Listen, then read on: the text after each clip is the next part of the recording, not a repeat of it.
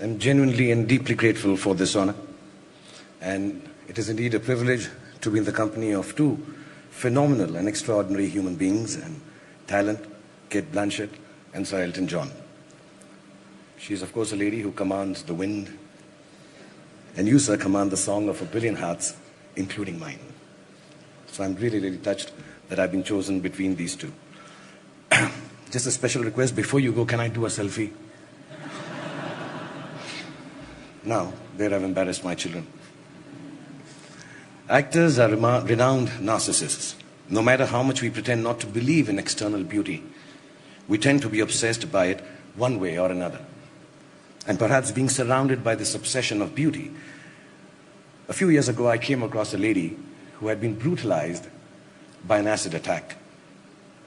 And it kind of changed my life, or the perspective of it at least. To disfigure a woman by throwing acid on her face is, to me, one of the basest, crudest acts of subjugation imaginable. At the source of it lies the view that a woman does not have the right to assert her choice, to say no to the advances of a man or a group of people. And yet each of the women I met, I'd found within them the courage to move on with their lives and to reject the idea of victimhood.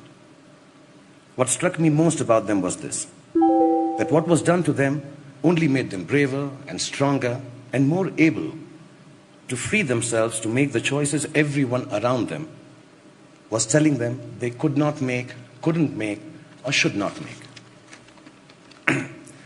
From them I have learned how courage can catalyze victimhood into heroism, how solidarity rather than charity enables the human will to overcome, how equality is not a concept but a truth that encompasses all living beings, and how the service of others is not a choice anymore for any of us. It is a duty that all of us must fulfill in the name of humankind. When I journeyed through the lives of these heroic women and children through the work of Mir Foundation, I experienced a complete reversal of perspective. I stumbled upon the truth that there are no benefactors and no beneficiaries between living beings anymore. There is just a vast pool of resources, natural, spiritual, economically, technologically, that everyone is equally entitled to, but only some have gained more access to it, either by accident, as in my case, or by design and talent and hard work, as in the case of all of you present here. Standing here before all of you who constitute perhaps the most powerful group of human beings in the world, dare I say that power is one of these perspectives we like to maintain a certain way. But power actually needs a complete reversal more than any other thing in the world today. I was sitting with my 5-year-old son, babysitting him just before I came here, and suddenly he screamed, "Papa, Papa, my eye went into my hair. Can you get my eye out of my hair?" He didn't say, "Get my hair out of my eye," like we all believe they do. It's a bit like that when you have power, I think.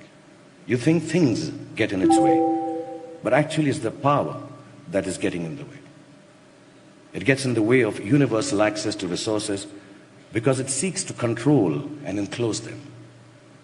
So we, the powerful, need to get out of the way, I think. To pick the barriers apart, the ones that give us names and races and colors and hierarchies. We need to get out of the way and into the work of breaking open access for each and everyone with a true sense of ourselves, not as more powerful or less privileged, but genuinely as equals. That is what I have learned from my beautifully scarred women. I'm grateful to these brave women and children who I work with for all that they have done for me, to the World Economic Forum and all of you present here today for recognizing their heroism by conferring this award and this reward upon me. Also, I want to thank my sister and my wife and my little daughter for bringing me up well and teaching me the value of requesting, sometimes imploring, and if I may add, sometimes even begging a yes from a woman instead of forcing it upon her. Thank you so much, Professor Schwartz, for having me here. And thank you, Mr. Schwartz. Thank you, Davos. Namaskar and Jai Hind. Thank you.